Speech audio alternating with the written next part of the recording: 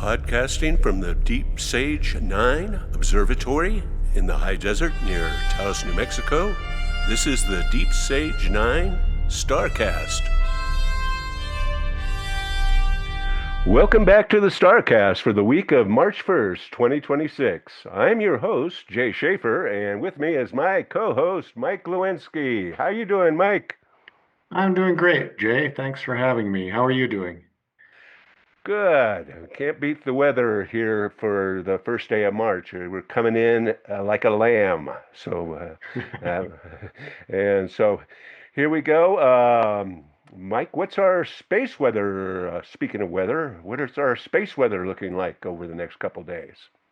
Well, Jay, we had a forecast for a minor CME hitting the Earth yesterday, and we did peak up around a 4 kp. So there was some evidence of a CME from a magnetic filament that had erupted on February 25th. But the sun is relatively quiet. Sunspot 4380 poses a threat for M-class solar flares right now. It's one of just a handful of sunspots that have emerged over that eastern limb. And we have no equatorial coronal holes on the Earth side of the sun at this moment. So things are just relatively quiet. Our actual chance of an M-class flare stands around 25% for the next 2 days, and X-class flare chance drops down to 5%.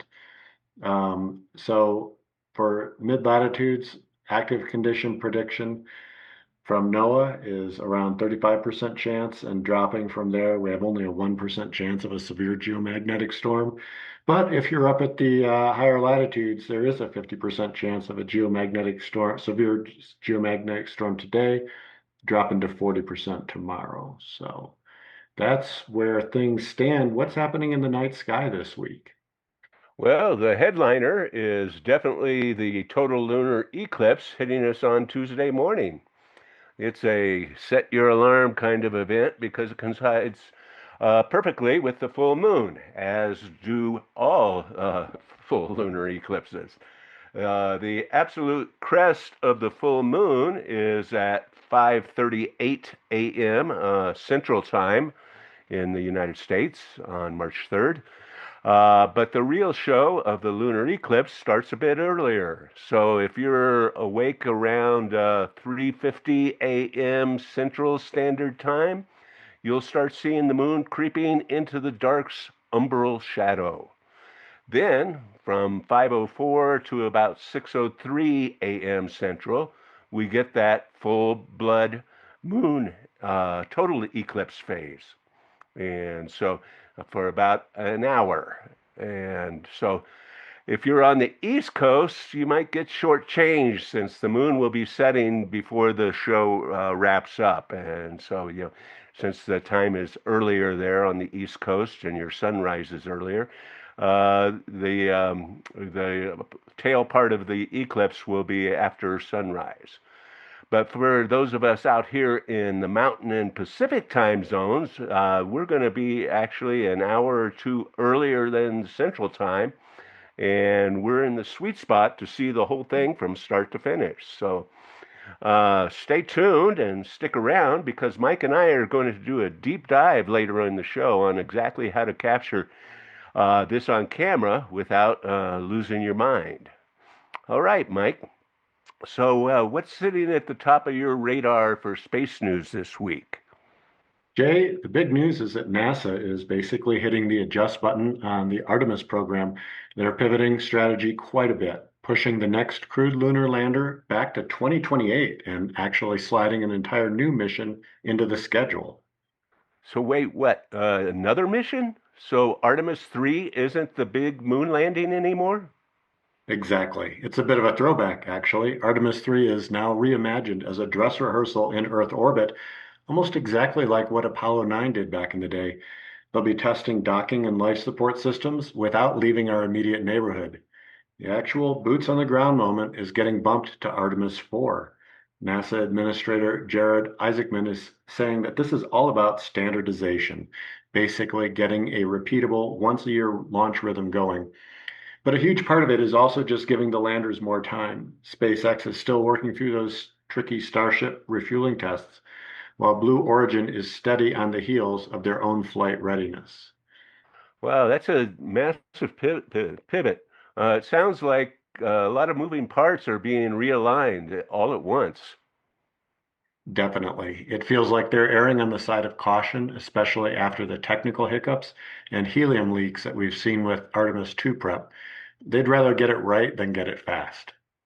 Makes sense. Safety first when you're headed to the moon. We did that episode on just how difficult the moon can be. So now switching gears to something a bit further out. What's the latest in astronomy news? Yeah, very cool news out of the Vera C. Rubin Observatory, which just hit a major milestone.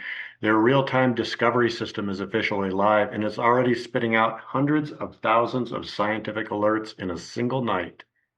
Hundreds of thousands in one night? It's wild. This thing has the world's largest digital camera, and once the full 10-year survey kicks off, they're expecting up to 7 million alerts every single night. The data is so massive, about 500 petabytes, that professional astronomers literally can't keep up. So they're calling for backup. Anyone listening can jump onto platforms like Zooniverse to help classify these cosmic events. You could literally be the person who flags a new asteroid or a dying star. I just might have to sign up for Zooniverse. There's something pretty cool about helping map the universe from your laptop.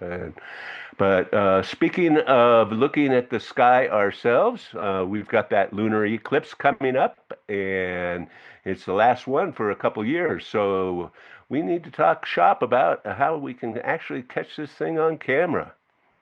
Absolutely. It's such a one-shot deal. If you miss this window when the moon turns that deep blood red, you're waiting years for the next one. And really, they are surprisingly difficult to photograph. No kidding. I still have war stories from our trip to Texas for the total solar eclipse and the traffic, the clouds, the gear stress. But you've had some great luck with the last lunar event, haven't you? I have the last lunar and that solar eclipse 2 years ago in Texas. And we went with a really dismal forecast. I think it was 75 to 85% cloud forecast. And somehow at totality, the clouds cleared and we got a good view of it. And the last lunar event was similar. I went to bed and said to my partner, "Hey, if something changes, because it was completely cloudy, and that was our forecast. It was like 90% clouds and snow." And I said, "If something changes, wake me up." She came and woke me up, and there was a brief clearing, and we saw the start of the eclipse. And then it clouded up, and I said, "Okay, I'm going back to bed. Wake me if something happens." And she woke me up, and it had almost completely cleared for the duration of the totality. So you just never know what's going to happen, even with the bad forecast. So Yeah, tell me what you're up to, Jay. well, it's difficult. The part of the difficulty is that lighting change that always gets me. You go from the bright moon, and you've set your exposure, and then within just a few minutes, you're having to step down to lengthen your exposure or widen your iris, and so. It's just so fast that your settings are just you're just trying to play catch up and let's be real, that timing is always brutal. I'm looking at the charts and realize I'm going to be dragging myself out of bed at 3 a.m. just to get the tracking mount aligned. Yeah, tell me about it. That's the part that people don't see in the final photo. Standing in the yard in your pajamas, shivering, nursing a lukewarm coffee while you triple check your focus. If you aren't out there an hour early or more to monitor your equipment, something will go wrong right at totality. It never seems to fail. Exactly. You think you've got it automated, but you still end up babysitting the tripod in the dark. So, what exactly are you bringing out in the field this time to make that early wake up call worth it? So Jay, I always treat these events as shoot three times or four times and hope for the best.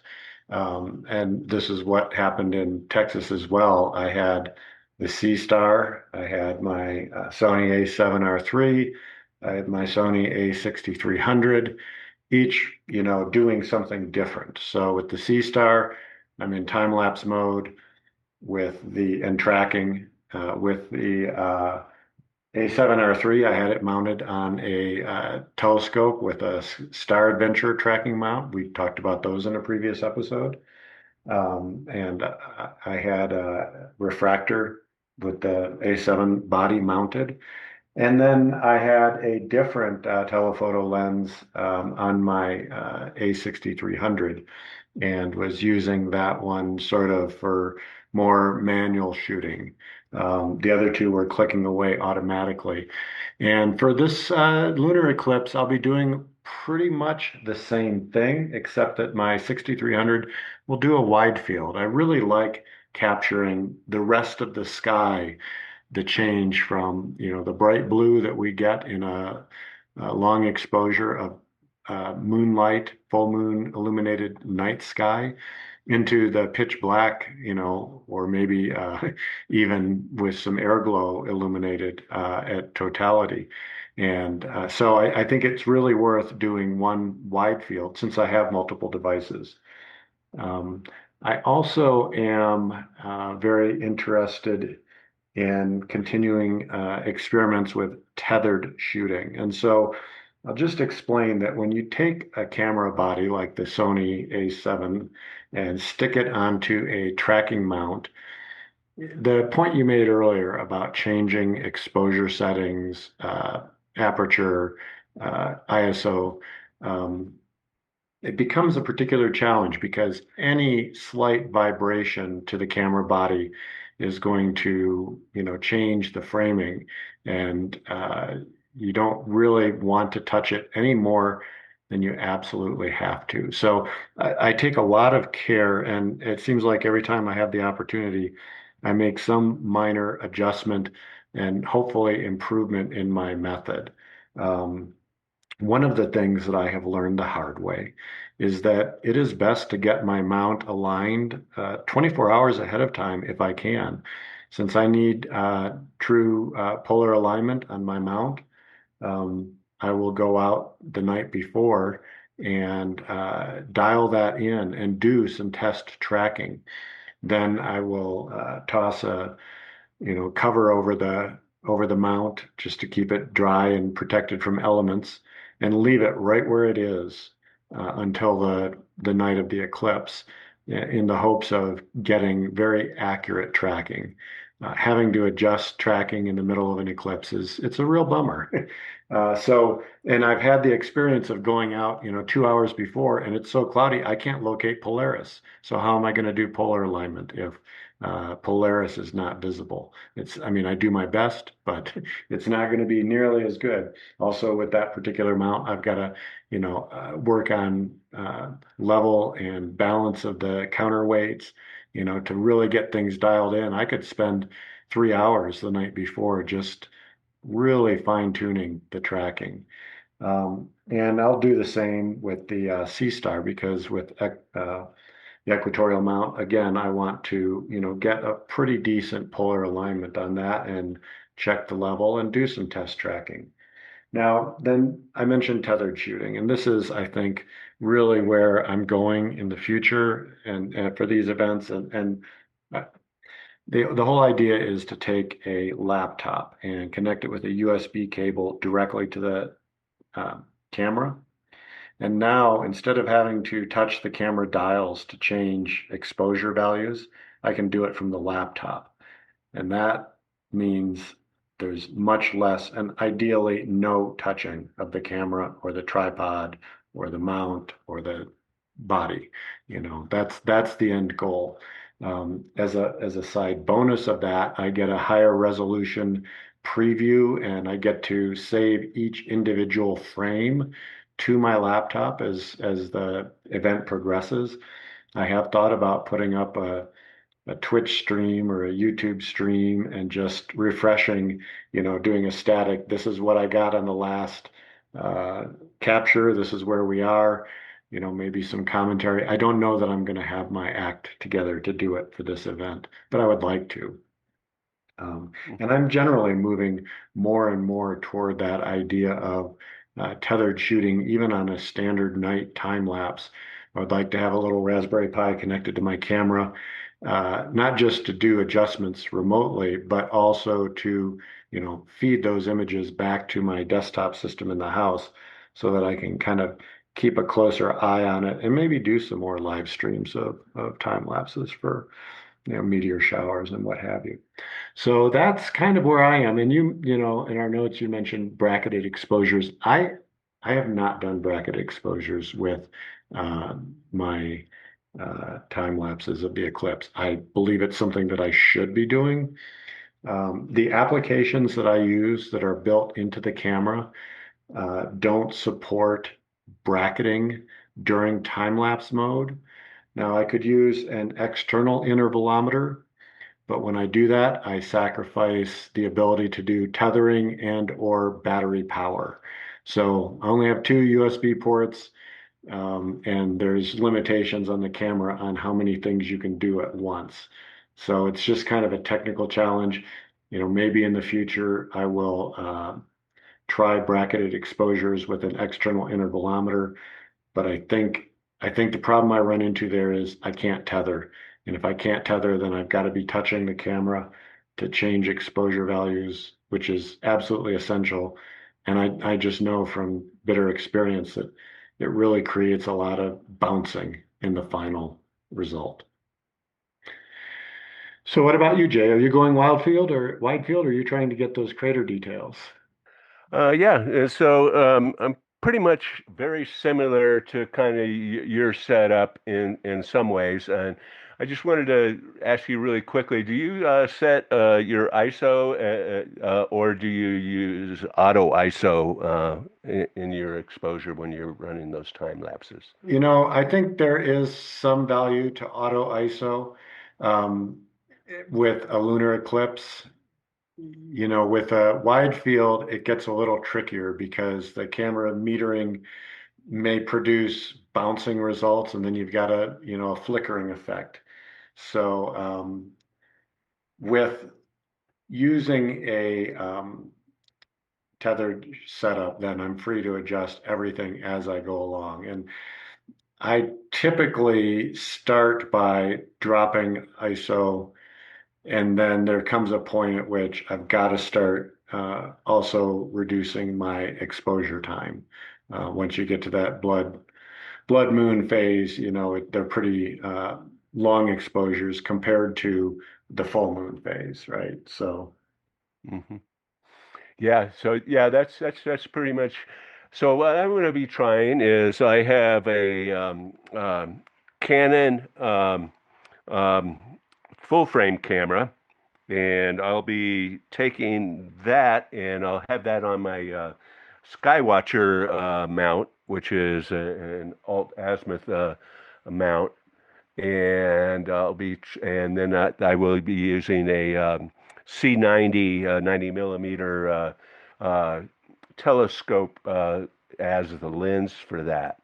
And so that will be kind of shooting um, a time lapse, and hopefully I can automate that and have that run all night long. And I'm going to try to have that set with auto ISO to try to chase the exposure without me having to get onto and and adjust that manually. Um, and like you said about tethering, now I haven't actually tried USB tethering to a laptop or like you said, a Raspberry Pi. I just have the apps for the various cameras that I have on my phone. And so what I'm kind of doing is I'm juggling between these apps, and a lot of them don't really have a station mode for Wi-Fi, and they all have their own ad hoc Wi-Fi, and so I'm kind of like hopping between uh, Wi-Fi networks to try to adjust those cameras. So that's something that I need to probably pick your brain about, is actually doing that USB tethering. And then I'm also going to be running the Sea Star, like you said, as an equatorial mount. And I've actually got my tripod kind of permanently set up out there, and with the mount actually kind of pre-polar aligned. And so, for the most part, I've been able to just take my Sea Star and mount it on the equatorial mount, and just quickly check the settings for the star alignment, for the polar alignment, and it's been actually pretty good. And I did want to talk a little bit about the Sea Star specifically. So, as I imagine, many of our listeners actually have a Sea Star S50 telescope, and one of the things that that's difficult with the Sea Star is actually just finding the moon. And there's been many occasions where I've gone out there and just been super frustrated with the Sea Star being able to find the moon. And then I kind of came across a technique that helps me do that, and that is that I go into the stargazing mode, where I'm going to be looking at deep space objects, and go to the sky atlas, and I find something that's near where the moon is at, and then I sight on that and have the telescope go to that, and then I'll usually try to do a couple little targets just so that it's kind of triangulating, and then finally, in the star atlas itself, there's usually the moon is shows up in the star atlas, and then I'll target that within the star atlas, and then that will go to the moon, and then I can in stargazing mode, and then I can, once it finds the moon, I switch out of that, and then I go back to lunar mode, and as that seems to be my best workflow for getting that to work. And then finally, like you're talking about the wide field, um, so I'm going to try what I would call almost wide field. I'm going to try using the um, my little tracking mount, the that Chinese one, the T-Seek, and I'm going to mount the Micro Four Thirds camera, the Lumix G100, and I'm going to try using a 150 millimeter lens or a 300 millimeter equivalent lens on that crop frame sensor, and that I'm hoping that that's wide enough that the moon's not going to go out of frame from the tracker, but close enough that I'm actually able to see crater details and when it goes into that moon phase. And I'm going to be trying to again try to control all these cameras from their particular apps on my phone. So I'm going to be having um, the app for the Canon camera, the app for the Skywatcher mount, the app for the T-Seek tracker, and the app for the Sea Star S50. So that's kind of turning into a management nightmare as Sounds well. like So it. You need a bot farm of, cell phones. yeah, yeah. Hire some folks overseas to adjust your exposure. Yeah, yeah, there we go. Crowdsource it, or yeah, just get several burner phones and and run their individual phones. But yeah, actually, that's a good idea in that I can probably actually run an iPad as well as my phone to control some of the things. So that's kind of my plan. But uh, and I'm hoping to wake up in time, and hopefully I can mostly automate the process. And like you had said with the tethering, USB tethering, that means that the computer has to be outside, and that means that you might have to be outside as well. And so that, and but I think it's a great idea that what you were talking about of using Raspberry Pi and then probably hooking up to that through VNC so that you can stay inside and warm and still change all those parameters. right?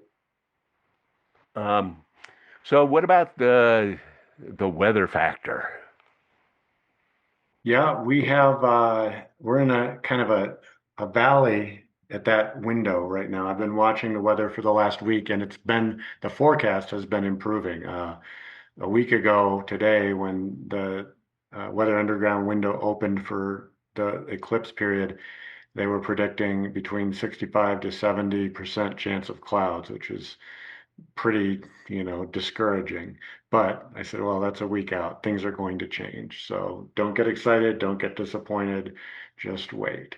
And sure enough, our current forecast here in Crestone puts us between 15-20% chance of clouds at the eclipse window on Tuesday morning. Now, like I say, we're in a valley. There's, significant clouds coming in today and then clearing overnight. Tomorrow, then clearing overnight. And then again on Tuesday, there's clouds coming in. So, so long as these systems don't speed up or slow down, I appear to have good conditions. Okay, well, it's always the kind of the Zen part of astronomy is to accept those things that you can't control, and and weather is one of those. I mean, again, you can do planning and observing, and like you said, your rehearsal would be to have to be tonight, wouldn't it, um, for the Tuesday morning event? Yeah, I'm gonna start tonight. Get my equipment, in shape and mounted and dialed in as best as I can, just in case tomorrow night is too cloudy. And I want to also, Jay, mention a couple apps that folks might want to keep in mind for events like this, especially if you are further east. Um, One is the photographer's Ephemeris, which they have an iPhone app and they have a website, and it's very good for helping you calculate where a particular celestial body is going to rise or set on the horizon. The other one, which I am using today, is the application Stellarium, and that's not only a mobile phone app, but they make that for Windows, Mac, and Linux platforms. And there's a little hack for Stellarium. If you use the website heywhatsthat.com, you can generate a elevation profile map for your particular location. I've got a lot of mountains to my east that are very close, that obscure a lot of what I can see. And I can download that profile and then import it as my uh, horizon in Stellarium. So when I load up Stellarium, I can see exactly where something is rising over the east. Now, for this particular event, the moon is going to be pretty well up in the western sky, but pretty high above the horizon during this eclipse. So it's not directly useful in this event, but if I was further east, it might be. If I happen to be, have a big range of mountains right to my west, I might want to know, is this worth my time? And do accommodate, do I want to drive an hour east, right? Or an hour west, um, for an event like this? You can use the mapping tool to kind of uh, do the projections for wherever you will be. I will also say that, I was looking at Stellarium, and the application lets you go forward and backward in time, and it has the eclipse built right in. So I get to see, what that's going to look like in particular, how the which side of the moon the eclipse is going to appear to start on, right? So Hmm. highly recommend it. Solarium's free software. The desktop version has a lot more functionality that the mobile version doesn't, but the mobile version does have an AR mode that I find very useful. Yeah, and we'll put a link to all those in our show notes. And yeah, I use both Sky Safari and Starwalk 2 as uh, as apps that along those same lines as Stellarium. And then there's another app that I have. It's called Photo Pills, and that actually has an augmented reality function for moonrises and sunrises and sunsets and that sort of thing, where you actually kind of use your camera on your phone, aim at the direction, and it will show you superimposed where the moon is going to rise. And just a note on this, one of the things I was doing this rehearsal over the last couple nights with using the my Skywatcher mount, and it's an old azimuth mount. And with the moon being, well, with it being so close to the equinox, the moon is traveling very high in the sky, right at, it's actually going to be almost at the zenith at midnight on Tuesday. And so this is actually presents a problem with my mount is if it gets to the zenith, it basically freezes up because it's as high as the arm can go on it. And then and basically I have to go out there after midnight, after it gets after the past the zenith, and kind of rotate it around or just realign it or restart it once it passes that zenith. So that's something that's another fly in the soup that's going to Sure. make this uh, high on the difficulty scale, so that the Russian judges can judge us, you know, severely. uh, so at the end of the night, what are you hoping to get out of the from the eclipse? You know, what's your best hope for getting with your photography? Yeah, if the clouds play nice and we didn't freeze for nothing, I really want that one clean, high resolution shot of peak totality color and, a smooth transition of time lapse. If it can be a little smoother than my last one, I'll be happy. And we'll include maybe a link to that particular time lapse in our show notes as well. Yeah, and I'm honestly I've had such bad luck with the time lapses and that if that comes out that's great, but if I can get the I call it the seven shots where it's just as the umbra is starting on the and then when it's half obscured, and then three-quarter obscured, and then totality, and then the reverse out of that, where Yeah. again, yeah. And if I can get that seven shot well framed and well exposed, I'll be a happy camper. So that's what we're doing for the eclipse, and hopefully that helps some our listeners and planning for their eclipse photography. So we want to thank all our listeners for checking out this podcast, and be sure to comment, like, and subscribe, and let us know what you'd like to hear more about.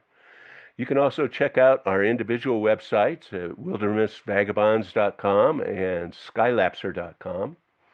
And you can check out Mike's time lapses and his time lapse from the last lunar eclipse on his the Mike Lewinski YouTube channel. And you can see what I've got there on my YouTube channel as well, the Skylapser YouTube channel. The intro music is Fanfare for Space by Kevin MacLeod from the YouTube Audio Library. From the Deep Sage 9 Observatory, this is Jay Shaffer and Mike Lewinski. wishing you all clear skies and a bloody eclipse.